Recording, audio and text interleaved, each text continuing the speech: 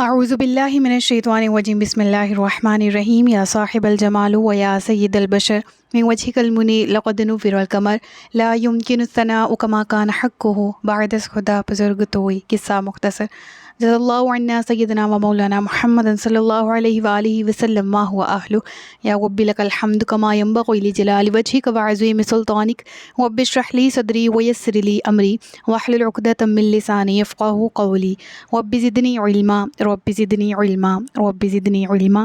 السلام علیکم ورحمۃ اللہ وبرکاتہ۔ میں حافظہ افرا جاوید اسلام آپ سب سے مخاطب ہوں۔ اپنے یوٹیوب چینل انفینٹ اسلام میں آپ سب کو خوش آمدید کہتی ہوں۔ امید کرتی ہوں آپ سب خیریت سے ہوں گے، زندگی پرسکون، پر اطمینان اور ایمان بالخیر گزر رہی ہوگی۔ پارہ نمبر 16 سورۃ الکہف، اردو ترجمہ اور تفسیر۔ اس میں ہم حضرت موسیٰ اور حضرت خضر علی نبینا علیہ الصلاۃ والسلام کا ذکر پڑھ رہے ہیں، اور گزشتہ اسباق میں ہم نے پڑھا کہ حضرت موسیٰ علیہ الصلاۃ والسلام نے جو سفر شروع کیا، ابتدا میں کچھ واقعات پیش آئے جن پر آپ نے کویشننگ کی، سوالات پوچھے، اور بالآخر جب تیسری دفعہ سوال پوچھا تو حضرت خضر علیہ الصلاۃ والسلام نے ان سے کہا ھذا فراق بینی و بینک سأنبئک بتأویل ما لم تستطع علیہ صبرا، یعنی ملاقات طے ہی اس بنا پر پائی تھی کہ آپ سوال نہیں کریں گے، آپ صبر سے بس معاملات کو ہوتا دیکھیں گے۔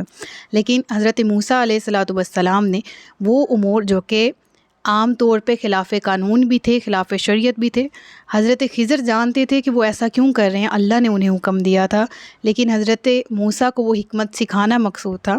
حضرت موسیٰ نے جو کویشننگ کی اپنی جگہ وہ برحق تھے، اور حضرت خضر علیہ الصلاۃ والسلام نے جو کچھ کیا وہ اللہ کے حکم سے کیا۔ لہٰذا اس واقعے میں ہمیں کیا سیکھنے کو مل رہا ہے، ہمیں اس سے کنسرن رکھنا چاہیے۔ اور گزشتہ آیات ہم نے پڑھی تھی 78۔ آج میں نے جانتے بوجھتے دانستاً آیت نمبر 78 کو دوبارہ ایڈ کیا تاکہ یہیں سے بات کا آغاز کیا جائے کہ جب تیسری دفعہ کویشچن ہوا تو حضرت خضر علیہ الصلاۃ والسلام نے آپ کو جواب دیا کہ یہ میری اور آپ کی جدائی کا وقت ہے، اب میں آپ کو ان باتوں کا اصل مطلب بتاؤں گا جن پر آپ صبر نہ کر سکے۔ تو پہلی وجہ کیا تھی؟ اما السفینۃ فکانت لمساکین یعملون فی البحر فاردت ان اعیبھا۔ ترجمہ کیا ہے کہ وہ کشتی تھی جو کہ چند مساکین کی تھی جو دریا میں محنت مزدوری کرتے تھے، میں نے چاہا کہ میں اس میں عیب پیدا کر دوں۔ وجہ کیا تھی؟ آیت کو پہلے مکمل پڑھ لیتے ہیں۔ دیکھیں، اما السفینۃ، وہ جو کشتی تھی تو وہ کچھ مسکین لوگوں کی تھی جو دریا میں کام کرتے تھے، تو میں نے چاہا کہ اسے عیب دار کر دوں۔ وَكَانَ وَرَاءَهُم مَلِكٌ، اب اس کی وجہ بتائی کہ کشتی کو عیبدار کیوں کیا تھا، اور ان کے آگے ایک بادشاہ تھا جو ہر صحیح سلامت کشتی کو زبردستی چھین لیتا تھا۔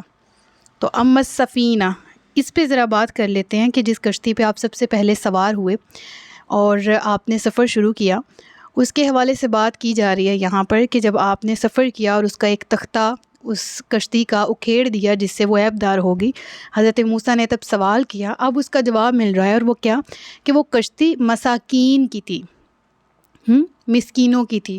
علماء فرماتے ہیں کہ یہاں پر جو مفسرین ہیں وہ فرماتے ہیں کہ کشتی سے مراد کیا ہے، کن لوگوں کی تھی، کہ وہ کشتی کچھ اس طرح سے تھی کہ وہ 10 غریب آدمیوں کی تھی، جن میں سے 5 جو تھے وہ معذور تھے اور 5 صحت مند تھے، اور جو صحت مند تھے وہ دریا میں کام کرتے تھے، کشتی کے ذریعے ایک جگہ سے دوسری جگہ لے جانا اور ماہی گیری کرنا، اور اس سے وہ باقی کے 5 کی بھی کفالت کر رہے تھے، اور ایسے ان کا گھر چل رہا تھا۔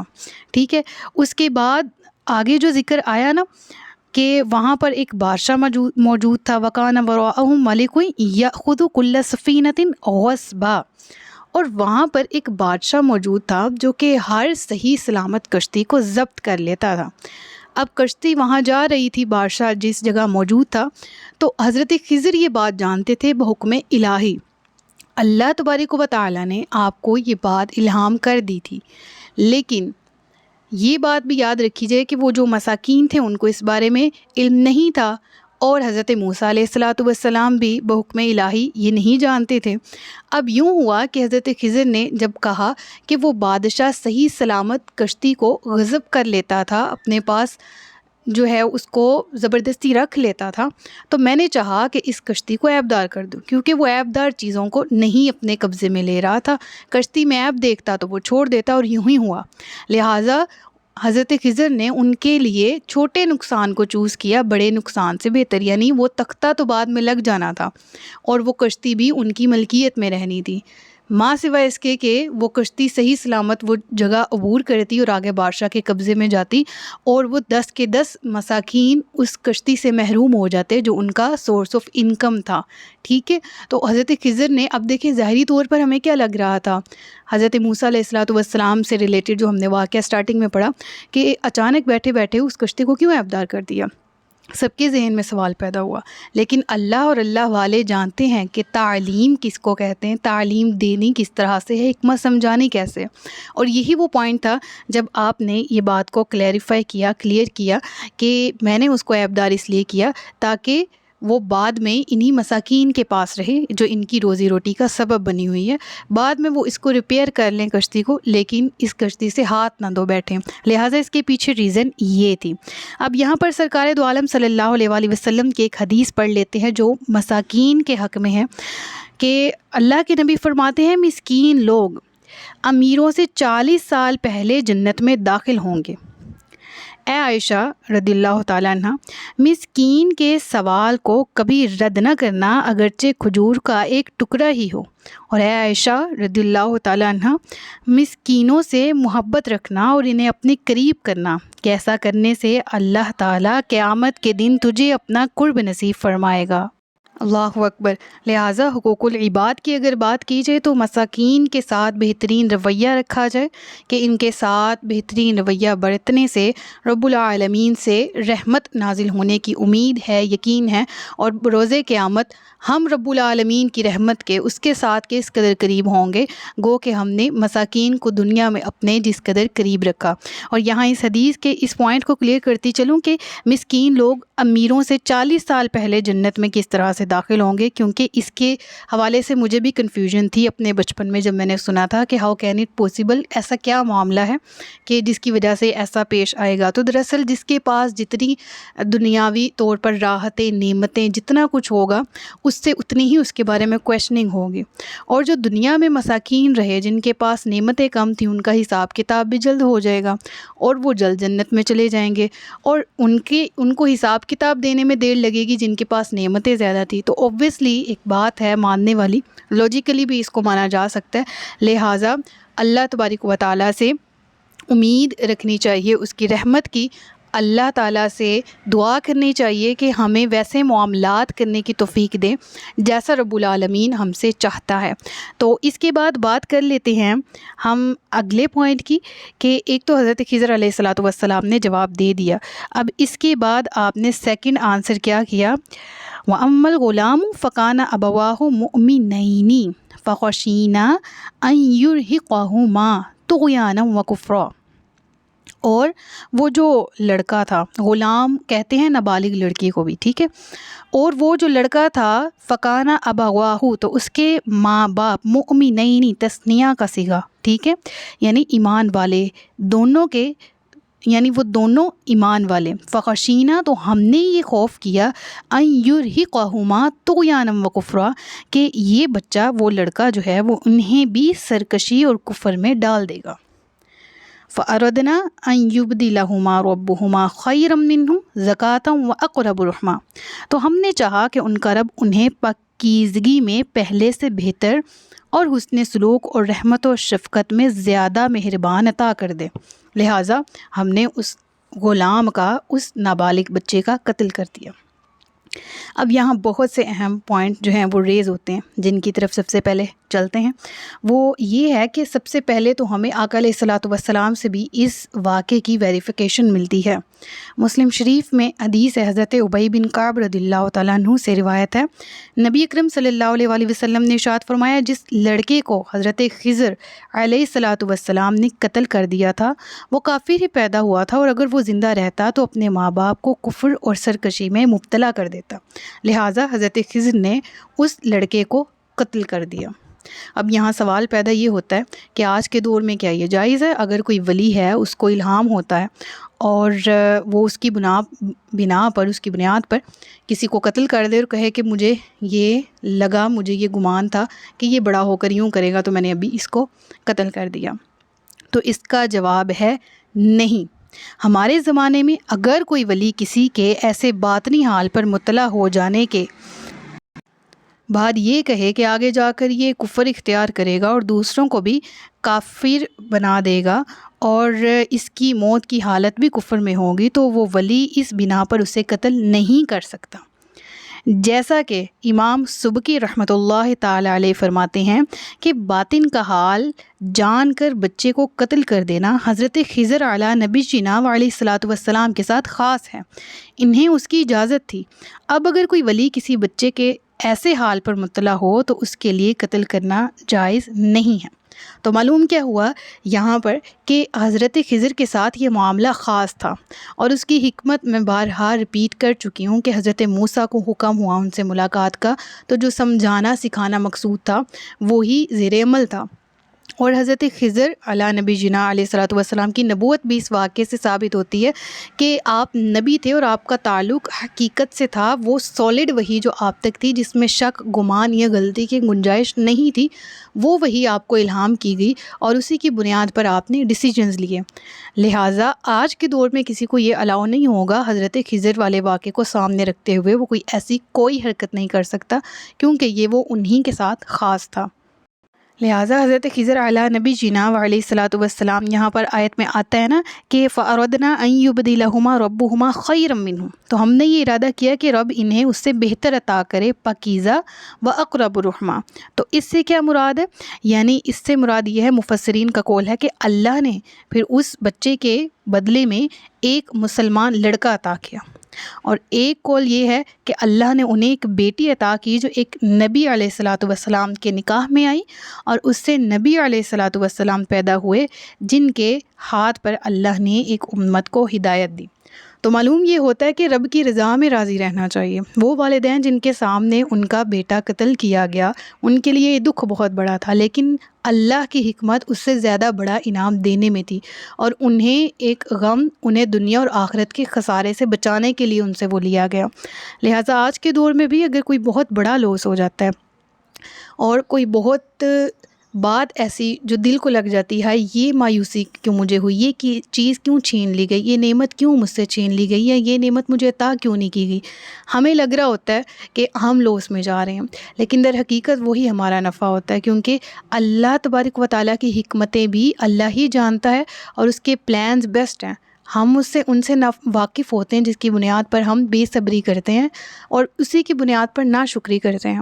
لہٰذا اس واقعے سے ہمیں یہ سبق ملا کہ انہیں بظاہر تو بہت غم لگا، بہت بڑا غم لگا، لیکن اس کے بدلے میں جو انہیں انعام عطا ہوا وہ دونوں روایات سے مفسرین کی، کہ ایک تو مسلمان بیٹا، نیک بیٹا انہیں ملا، اور دوسرا یہ روایت پہ کتنا پیار آتا ہے کہ ایسی بیٹی عطا ہوئی جو نبی کے نکاح میں آئی اور اس سے نبی ہی پیدا ہوئے۔ اللہ تعالی علم۔ اللہ تبارک و تعالی ہم سب کو ایمان بالخیر، صحیح عقیدے کے ساتھ قرآن کو سمجھنے کی اور اس کے پیغامات پر عمل کرنے کی توفیق دے۔ اس کے بعد آگے بات کر لیتے ہیں، وَأَمَّا الْجِدَارُ فَكَانَ لِغُلَامَيْنِ يَتِيمَيْنِ فِي الْمَدِينَةِ، اور بہرحال دیوار جہاں تک اس کا تعلق ہے تو وہ شہر کے 2 یتیم لڑکوں کی تھی۔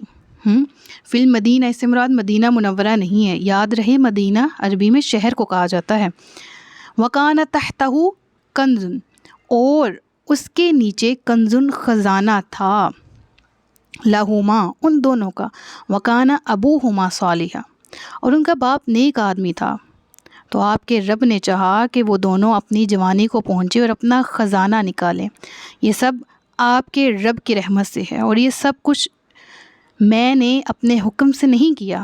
یہ ان باتوں کا اصل مطلب ہے جس پر آپ صبر نہ کر سکیں۔ اب یہاں پر ایک بہت اہم بات ہمیں معلوم ہوتی ہے۔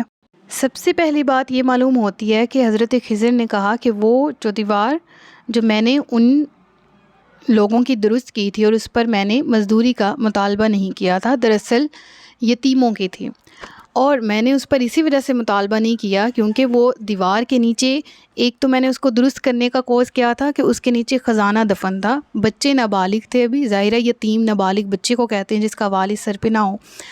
تو میں نے یہ چاہا رب العالمین کے حکم سے، رب نے یہ چاہا میں دیوار وہ درست کر دوں، اور میں ان سے کیا مزدوری لیتا اس کی جو کہ بذات خود یتیم ہیں، ٹھیک ہے. اور وہ درست کرنے کا پرپز یہی تھا کہ اگر وہ گر جاتی تو اس کے نیچے دفن جو خزانہ ہے وہ ظاہر ہو جاتا، اور ان کی نابالغی کا فائدہ اٹھاتے ہوئے لوگ اس پر قابض ہو جاتے.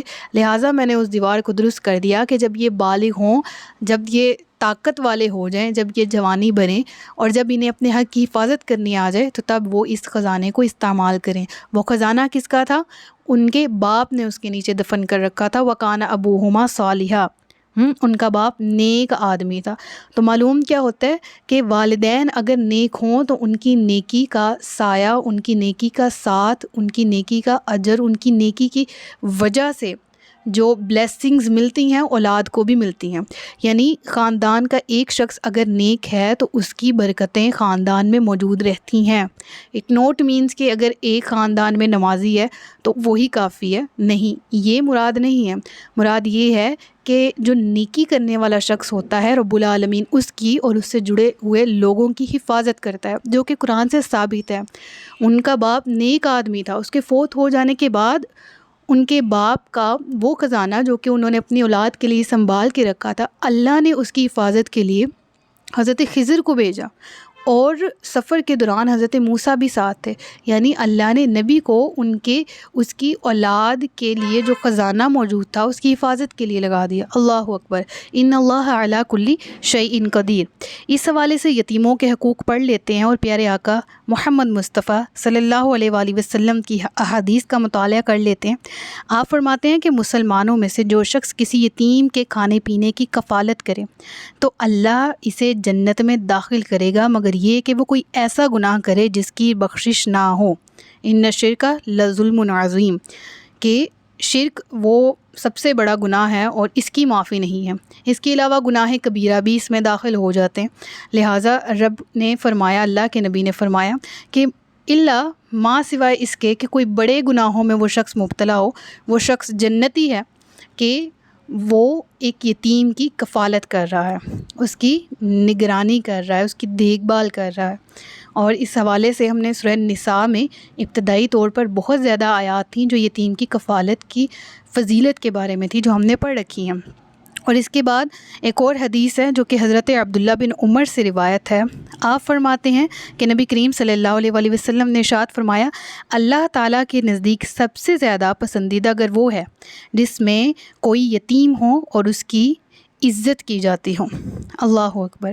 تو یہ بلیسنگ ہے ایک شخص کی جو یتیم کی حفاظت کرتا ہے، اس کی پرورش کرتا ہے، دنیا میں بھی اور آخرت میں بھی. رب فرما رہا ہے کہ دنیا میں خوش قسمت ترین گھر وہ ہے، یعنی اللہ کی رحمتوں کا نزول اس گھر میں جہاں یتیم کی عزت کی جا رہی ہے، اس کی دیکھ بھال کی جا رہی. اور آخرت میں بھی سب سے بہترین ٹھکانہ جنت جس میں وہ داخل ہوگا.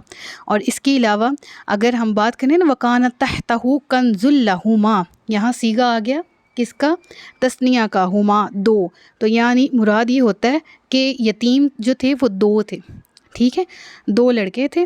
اور ایک اور بات معلوم ہوتی ہے، اور اس دیوار کے نیچے ان دونوں کا خزانہ تھا. ترمذی شریف کی حدیث ہے، ریفرنس موجود ہے کہ اس دیوار کے نیچے سونا اور چاندی مدفون تھا. اور حضرت خضر، اللہ کے نبی صلی اللہ علیہ وآلہ وسلم نے اس حوالے سے ایک اور حدیث بیان کی جو کہ یہاں سلائڈز کی فارم میں نہیں، لیکن انشاءاللہ میں نے پڑھ رکھی ہے. اگر مجھے دوبارہ ملتی ہے تو میں اس کو نیچے ڈسکرپشن میں ایڈ کر دوں گی. اور وہ میں نے کچھ اس طرح سے پڑھی کہ اللہ کے نبی کریم صلی اللہ علیہ وآلہ وسلم نے ارشاد فرمایا کہ اللہ رحمت نازل فرمائے. میں مفہوم عرض کرتی چلوں، حدیث کا مفہوم ہے، ٹھیک ہے، کیونکہ اصل جو متن ہے وہ اس وقت میرے سامنے نہیں ہے، تو میں اپنے حافظے کی بنیاد پر اس کو بیان کروں گی، تو متن آپ کی خدمت میں حاضر نہیں کر سکتی. لہٰذا مفہوم ہے وہ کچھ اس طرح سے کہ اللہ کے نبی فرماتے ہیں کہ اللہ کی حضرت موسیٰ علیہ الصلوۃ والسلام پر رحمت ہو کہ اگر وہ اس وقت مزید صبر کرتے تو ہمیں اور کچھ واقعات قرآن میں اس حوالے سے ملتے جو ہم سیکھتے اور سمجھتے.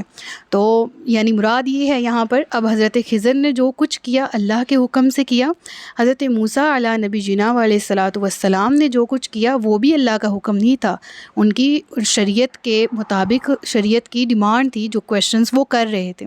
ٹھیک ہے. اور اس پورے واقعے سے یہ سیکھنے کو ملا کہ ایک استاد کی عزت کس قدر کرنی چاہیے، اور ایک شاگرد کے لیے استاد کی کیا حیثیت ہونی چاہیے، اور بینگ اے ٹیچر شاگردوں کے ساتھ کیسا ٹریٹ کرنا چاہیے.